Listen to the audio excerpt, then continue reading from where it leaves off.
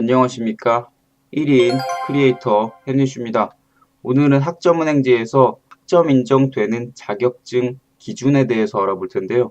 저번에 이제 학점 인정 기준 고시안을 보시는 방법을 알려드리긴 했는데, 요것만 알고 계시면은 또 자격증은 찾을 수 있는데, 구체적인 기준은 어떻게 되냐? 이렇게 또 문의를 주시는 분이 있으셔가지고, 제가 이렇게 영상을 찍게 되었습니다.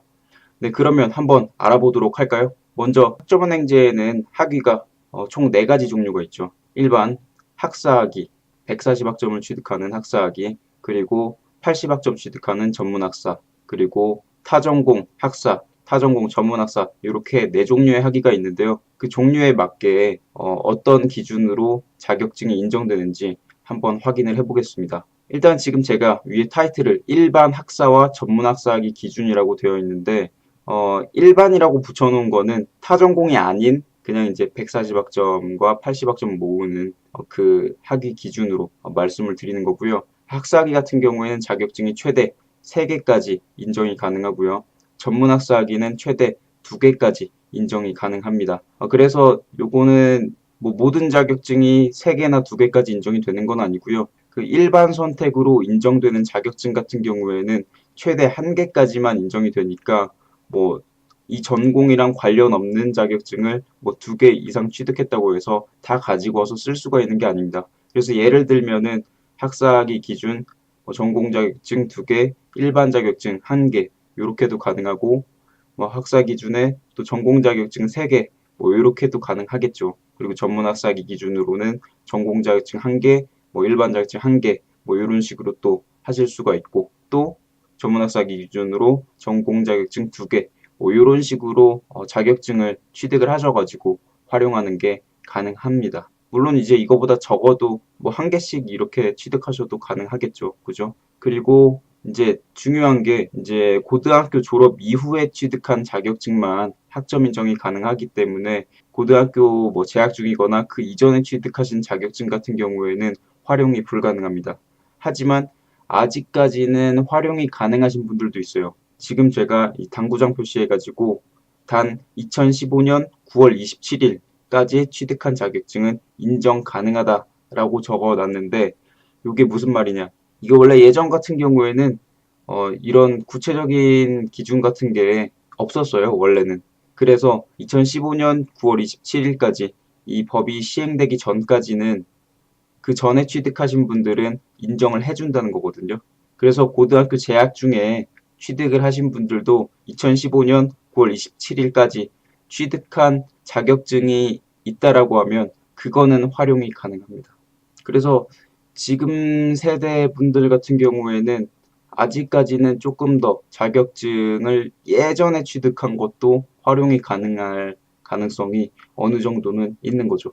네, 그러면 타전공 학사와 전문 학사학위 기준도 알아볼까요? 타전공 학사학위 같은 경우에는 최대 전공 자격증 1개까지 인정이 가능하고요. 전문 학사학위도 마찬가지로 최대 1개까지 자격증이 인정이 가능합니다. 하지만 여기에서도 주의해야 될 부분이 있는데요. 관련 전공 자격증만 활용이 가능하고요. 그 외에 일반 자격증은 활용이 불가능합니다.